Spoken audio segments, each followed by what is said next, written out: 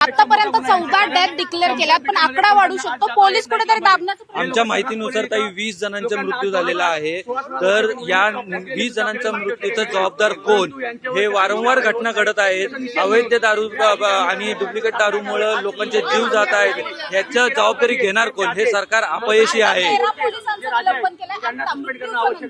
बरोबर आहे, पण 13 जणांचं निलंबन केले. पण जे अवैध दारूचे धंदे आहेत, जे डुप्लिकेट दारूचे गोडाऊन आहेत, त्यांच्यावर कारवाई याआधी का झाली नाही? आता जीव जायची वाट का बघितली गेली?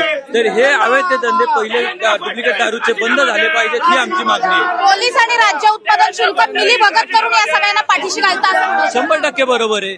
हे प्रत्येकाच्या संमतीनुसार होऊ शकत नाही एवढं प्रकरण. तर याच्यावर कारवाई ही झालीच पाहिजे. हप्तेखोरी झाल्याशिवाय हे प्रकरण एवढं इथपर्यंत जाऊच शकत नाही ना ताई. जोपर्यंत जर एवढे मोठे कारखाने जर दारूचे डुप्लिकेट दारूचे उभे राहिले जातात, तर याची कुणकुण कुणालाही लागू शकत नाही का? असं होतच नाही ना.